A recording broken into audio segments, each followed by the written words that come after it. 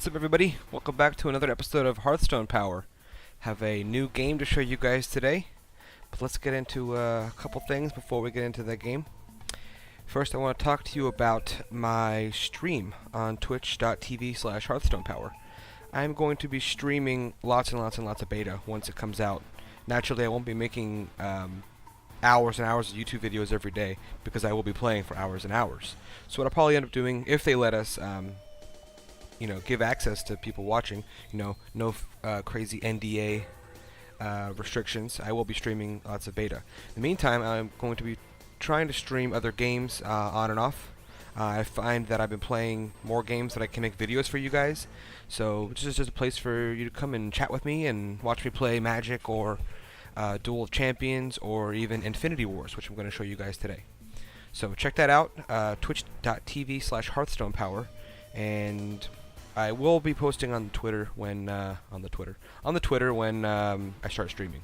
So if you want to know when I'm streaming, just follow me at Twitter at HearthPower. Fortunately, Hearthstone Power did not fit on the Twitter username field, so HearthPower, just like it sounds. Follow me on Twitter, and that's when you know when I'll start streaming. Alright, second thing. Hearthstone Cast is a podcast dedicated to Hearthstone. Who knew? It's run by a really cool guy. They're just getting started. They have a really good podcast coming out. Right now their episodes are fairly short because not a lot of content. But I actually just did an interview with them this past weekend. So hopefully in the next episode you should see a nice interview with me and the guy over there at Hearthstone Cast. So if you want to, I love podcasts. I listen to them every day on my way to work. I have like an hour commute to work, so I listen to, handfuls of podcasts. So it's another great outlet to find out more about the game and stuff like that. So right there you see that subscribe button. That'll take you right to their page on iTunes to subscribe, and they also have some other cool things on their website. So check them out. Hearthstone Cast. The website is up here, hearthstonecast.com. And the last piece, I mentioned last episode that I will be holding a contest. Now, the contest, the prize is going to be I will purchase any World of Warcraft pet. I know probably a lot of you guys play WoW. So this is my first idea. It's just to I'll buy any of the $10 pets. So you get the Cinder Kitten, the Soul of the Aspects, Little KT. He's actually one of my favorite pets I have in the game. The Monk, he's pretty cool. Little XT, Ragnaros, the Moonkin Hatchling, or the Cenarian Hatchling, or the Guardian Cub. So I will give these away to one lucky winner. Now the contest is pretty simple. I am not really happy with my introduction video. I'm looking for something a little more clever, a little more flashy, and unfortunately I don't have the time or the means to get into graphic animation or anything like that. I just really want to play the games and stream them and give you guys good content. So the contest is going to be send me your submissions. I need a short 5 to 10 second little intro animation. It needs to say Hearthstone Power. You see the logo I'm using now. If you can come up with a better logo or a better resolution logo, that would be helpful too. And once I get all the submissions, I'll look at all of them, and I will pick a winner. And the winner that will be the introduction video that I use in my future videos. And the winner will receive a World of Warcraft pet for their collection. And all you have to do is just send me your submission. Send it to hearthstonepower@gmail.com. Haven't really decided on the format yet, but don't send me any viruses. But I'm pretty good at figuring that out. So you can send me a video or something like that, or do a private.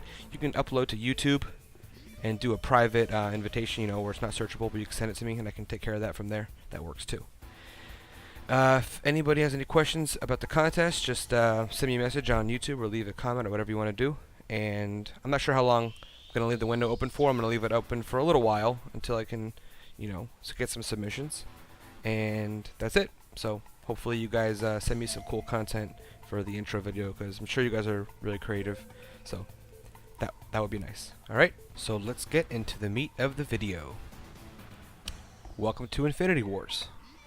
I've tried making this video about 3 or 4 times now, and just been getting lots of frame rate issues while recording, or the gameplay not rendering properly. So I'm going to try this one more time, and if not, then I'll figure something else out, because I really want to show you this game. So let's get right into Infinity Wars. I'm gonna load a basic decks just so you can see the cards. Okay, here we go. I'm gonna go a little quick just because I've done this video so many times and I don't want to make this longer than I need to make it. But I am gonna explain all the mechanics so that you guys can understand how the game works, because right now it is in closed beta and not many people are playing it. So so you probably haven't had any experience with the game yet if you're watching my channel. So I'm gonna explain how it works. First thing I want you to notice is that all the cards are animated, which is a really cool thing. Some of them have really cool animations. This is a really cool one with the smoke, and this is a cool one here too. So it's just a really nice feature that, because it's digital, they can do this, make the cards come more alive. So I do like that. Some of the cards don't have art yet because we are in beta. So let's get right into it. I'm going to play this guy here. Alright. Now it looks like there's a lot going on here, and there is. But I will explain everything. Now, this is a little bit different than your standard TCG of taking turns back and forth. The main difference is both you and your opponent take turns at the same time. So you plan your moves, the opponent plans his moves. You say end turn at the top there, and the turn plays out, and then you start over. So there's a little bit of strategy, actually a lot of strategy involved in seeing what the opponent's doing and how you are going to react to it. Are they going to put their creatures here or here, or what are they going to do? So that's different in that regard to most TCGs. Okay, so you have a couple different zones. You have your support zone, which is where your cards first come out when you cast them. So this is like where the creatures go when they're exhausted. You have the assault zone. When you place your creatures here and you say end turn, these creatures are going to attack the opponent. You have the defense zone. If you put creatures here, they're going to defend you from the enemy's creatures in their assault zone. So that's really the game of trying to determine, are they going to be aggressive, are they going to be defensive, and you'll see as we go along. The way you win the game is by bringing your opponent's health or morale down to 0. Health works just like you would expect. The enemy hero takes damage from minions and spells, and that's how you reduce his health to 0. And morale's a little different. Morale gets reduced as your creatures die. So this is to keep the game from going on for forever, because you might have a stalemate where all you're doing is keeping your creatures in the defense zone. If your creature dies, for example this creature here, which costs 2 resources, when this creature dies, you will lose 2 morale, and if you get to 0, you lose. So 2 different ways you can lose. Right now, resources. You gain a resource every turn, just like in Hearthstone. Not like Magic the Gathering where you need lands or anything like that. You get a new resource every turn, and your capacity goes up. So you can see here in the corner, this creature costs 2. 2 resources to play. When you cast a creature, it goes into the support zone, and you cannot move it for 1 turn. So that's the summoning sickness that you see in Magic. What else? You have these 3 commanders over here that they're called, and you can customize these when you're editing your deck. It's basically just 3 creatures that you really want to keep. Basically, think of this as like a separate hand that doesn't replenish. You basically get to start your game with 3 heroes guaranteed to use. And you would want to do the reason they have this is because the decks have different strategies. So the strategy of this deck is you have this creature here, the Unending Drone. And notice down here it says unlimited, which means you can have as many copies of this card in your deck as you want. I think I have like 15 or 16 copies in my deck. But notice his ability here. At the start of each turn, Unending Drone raises 1 other Unending Drone from your graveyard. So yes, it sounds a little broken, and I think it is. It's pretty cool. You, if you have 1 guy in play and 1 guy in the graveyard, you're going to get him back in play. So with so many copies of this card in your deck, you're going to be getting this guy back from the graveyard quite often. Now, the main synergy with this card is with this card's ability. Pay 1, sacrifice a deployed artificial character, which, by the way, this guy is artificial. You can see that right there. Artificial. Sacrifice artificial character. Target character gains the sacrificed character's power and remaining health, and an additional +1/+1. So, you sacrifice this guy, and you're going to give basically +2/+2 because he's 1 attack, 1 defense. You're going to give someone +2/+2 by sacrificing him. So you're going to be sacrificing this guy a lot, and you're going to be getting him back a lot. That's the main synergy in this deck. You also have another cool commander here. Just when she comes into play, all your artifact creatures get buffed, +2/+2, and this is a really nice ability. It's yeah, she comes back from the grave after 6 turns. That's cool. But the main reason she's cool is because you can exhaust her, which is basically tapping in Magic, for example. Target artifact creature gets +1/+1 permanently. So that's really nice. So we should be using this every turn. So we're going to start the game. I only have 1 resource, so I can't do anything. So I'm going to end my turn. Alright, turn 2. I'm going to play my Unending Drone. And I will buff him immediately. Activate. Okay. Now, the only limitation I see right now with the interface of planning is that you can't really see what's going on. You can see that this is exhausted because it's red, and this is exhausted because I just played him. But you can't really see that I used her ability on him. So they need to do they need to improve a little bit on showing you what happened. You know, see they have an action list here, but it doesn't really show you exactly what happened. So if they put it in here, if they put in here the action list of exactly what happened, then they don't need to worry so much about showing you. But it would be nice if they showed you in the interface here. Alright, so I'm going to end my turn. Alright, they play a creature. So 0/2. Wow, okay. You're going to gain an extra resource. Okay. And they're showing that I'm buffing the drone. Now he's 2/2. And the turn ends. Alright, turn 3. Alright, I have a couple cards down here I can play while I'm thinking about playing later. What does this card do? That's right. Okay. So, we are going to move this guy into the assault zone.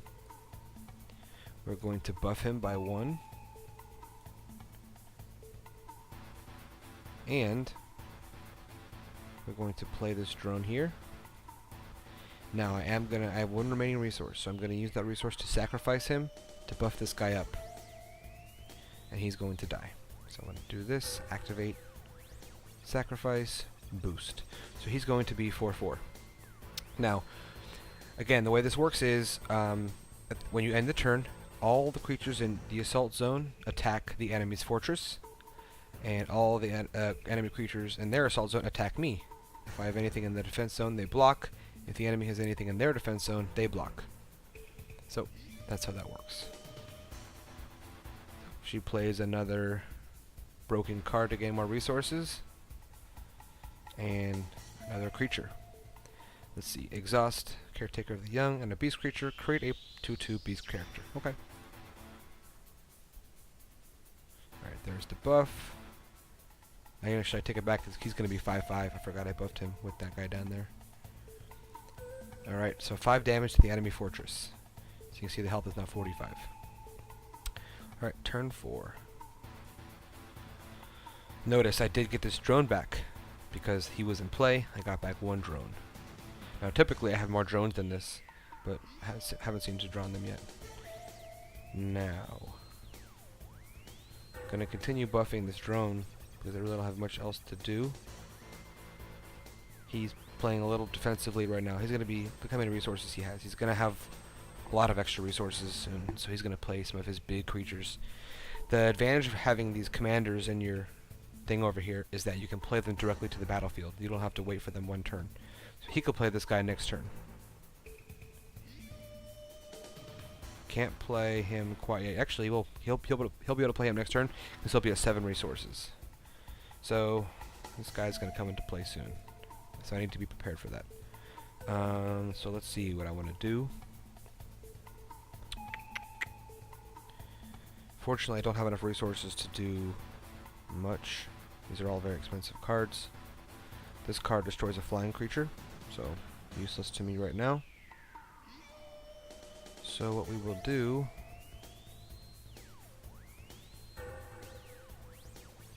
let's sacrifice this guy to give him another boost. I'm going to tap him to give him another boost. We have 3 resources left. Fortunately, not in a good situation right now. Normally I have like a handful of drones I could just throw in onto the field. So, let's see what he does. Okay, he plays his 5/5, which is going to attack me. Buffing my drone. Alright, so 8 damage to his fortress. I'm going to take 5 damage to mine. Okay, turn 5. Alright, now I'm going to start to have to play a little bit defensively because he is going to get these big guys on the field for sure. So let's see how we want to play this. Alright, this is just a 4/5 flying creature. Flying works just like how it does in Magic. It can only be blocked by other flying creatures. But I'm thinking I want him to help defend me. Now, considering that he might play this guy next turn, I'm going to take a lot of damage, and this guy is not going to survive. So I'm not going to be able to utilize him, which cool is you can heal him up. But let's see what I can do. I could just keep playing aggressively and not defend myself. I am a little bit ahead, but this guy's going to hit the field, and you're going to see it. I'm going to take a beating. So let's buff up our guy first here. Oh, and forgot to mention, there is no sound in this game right now. They're about to push a UI patch. Not sure if sound is coming with that or not, but there's no sound effects or music in the game right now. So you'll have to enjoy my background music. Alright. This guy's pretty good, but not yet. Let's see. Thinking about playing this card here. Cost 5, but I think still too aggressive.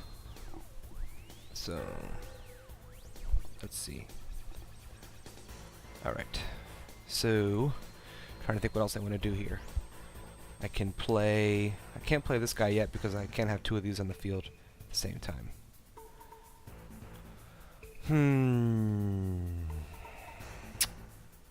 Alright, let's sacrifice this guy here just to get him a little stronger. So he's going to be 9, 10, he'll be 11. So he's going to take some damage. Now I think I do need to play... yeah, I'm going to play this guy. I'm just going to use him as fodder, but he is going to help me search for a location card. And once you guys see this card, it's a really cool card. You'll appreciate it. Alright. I only have 1 location card in my deck, and it is the Dragon Project.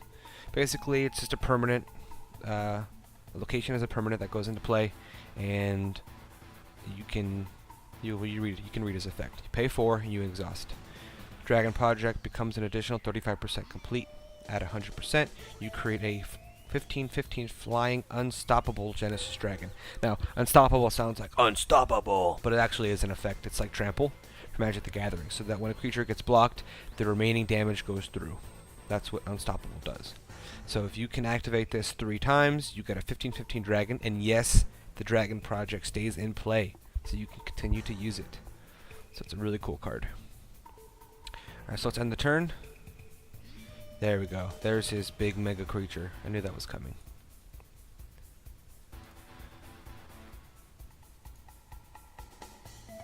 Alright, I'm taking 13 damage this turn. He's taking 11. Alright, now I gotta play a little different. Let's see. Unfortunately, I can't get a creature right to the defense zone, except for this guy here. I am going to put him here just to block this guy, so I don't take damage. And if I play the Martyr Golem,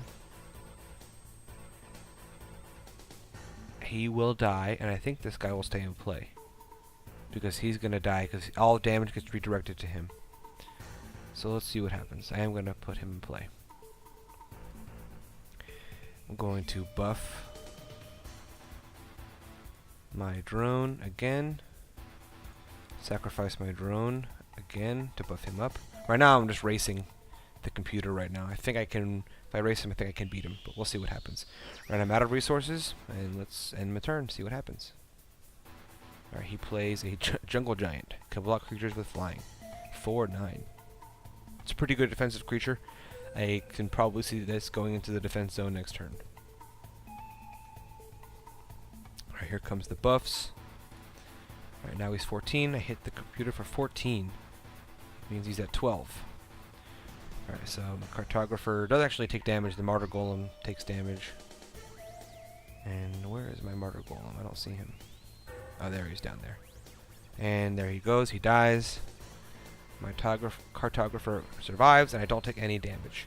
So that was a pretty good play. Now, what I can kill him this turn. He's got 14 attack. He's got 12 health. I would expect for the AI to put this and maybe even more creatures in the defensive zone to keep himself alive. However, the AI is still being tweaked, and sometimes the computer just doesn't know when to defend and when to attack. So I would be surprised if he just puts him in the attack zone. So we'll see what happens. I can give him +2 and +2 and flying and untouchable. I'm not sure what untouchable is. I think untouchable is like a hexproof. Can't be targeted. But we'll give him flying. Unfortunately, this guy can block creatures with flying. So if he puts him in the defensive zone, I'm only going to get, let's see, 14, if I can buff him, 14, 15, 16, 17, minus 9, that's 8. I only get 8 damage through maximum. So, I need to do 12. Unfortunately, this costs a lot. That's a lot. So what I'm going to do, 7 resources. I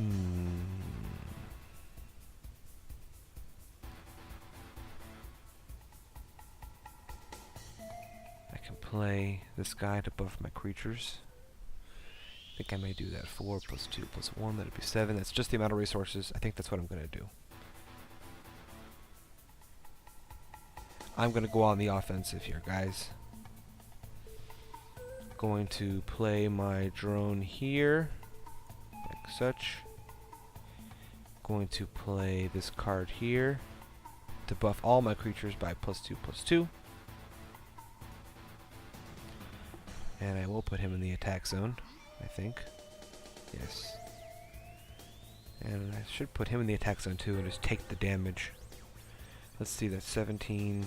The thing is, I'm not getting this guy unstoppable, so it'll only be 5 damage here. It's not going to be enough to kill him. So I am going to leave this guy here just to keep myself alive just a little bit longer. You know what I'm going to do? I'm going to put him here because he can finish this guy off because he's only got 3 health left and this guy does 3 damage. Now, what he can do, he could totally reverse these monsters. He can just change the order, and they attack from left to right. So he could move this guy here to the left and completely nullify my attempt at killing him. Alright, let's buff somebody. Interesting. Why didn't my artifact characters get +2 + 2? Oh, because it hasn't happened yet. See, that's another thing I'm talking about. I put him in play. The creatures didn't get buffed yet, but they're going to. So let's activate, buff up this drone here. I have 1 resource left, so I will kill this drone to make... I can either make him more powerful, but I think he's powerful enough. I think I need to start investing in a new drone. So I think I'm going to pick this guy here. And that way next turn I can just do a little bit more damage. Alright, I'm going to end the turn and see what happens. Okay, so he did exactly what I thought he would. The AI isn't really there yet. He put him in the attack zone, so I think he's going to die. He's casting some creatures. Lots of creatures. And now I'm going to take some damage. Oh, well, there's my buffs. He's got 17 attack. Dang, that's a big creature. Alright, so his creature dies, my combat mechanic dies, and I'm going to take 8 damage, and I'm going to take 4 more damage from this card here. Yep, okay, so I'm 20 health, and the computer loses. So what should have happened, it's a really cool animation, what should have happened is he should have played more defensively, but he did not. So, the AI again just needs to get tweaked. And when you win the game, you get a cool picture here of some girl, some classy-looking lady. I think her name is Janine. I think she works at the 7-Eleven. I'm not sure, but I think I've seen her somewhere before. You get infinity points, which is one of the currencies you use to purchase booster packs with your points that you get. You also get experience to level up. Right now, leveling up is just a way to show off how much you've played. So that's what it's used for right now. Now, I think there's anything else I want to show you guys just yet. Oh, let me show you the store really quick. So you can see right here, there's two currencies: infinity points, nightmare points, and you can purchase points with money, or you can earn them from playing. So you can see here, booster pack costs this much, infinity points this many infinity points, this many nightmare points, and it tells you what it comes with. And here you've got the 1, 2, 3, 4, 5 starter decks. And I purchased the, well, when I started, you get one deck for free. I got the Iron Sky deck, which is the artifact buffing deck. And then this deck here is the green deck that you just saw. It's very creature heavy. I say green because I'm comparing it to Magic the Gathering. It's aggressive in terms of big bulky creatures that take a lot of damage and deal a lot of damage. Then you got here the what I consider the red deck, like from Magic. Aggressive creatures, they have haste, which means they can attack the turn they come into play. You have here the black deck, which is creature destruction, stuff like that. And this last one, United We Stand, which this one can't really compare to Magic. I would say maybe blue. It's got a lot of mystic sages and stuff like that. That it tells you here. Any opponent who does not attack will be punished heavily, as cards such as Meditating Monk grow stronger each turn they are not attacked. So, can't really compare that to anything in Magic, but those are the decks. Hope you guys enjoyed this video. Infinity Wars was a lot of fun. If you enjoyed it, please let me know. Give me feedback on what you want to see. And don't forget about the contest I mentioned at the beginning of the show. Don't forget about my twitch.tv stream. Check me out there, and follow me on Twitter if you want to see what I'm streaming, because it posts a tweet automatically. And take a look at the Hearthstone Cast podcast and website at hearthstonecast.com. They are a cool bunch of people over there, and I had a great time doing the interview there. So check it out, and I'll see you guys later. Time to Hearth out.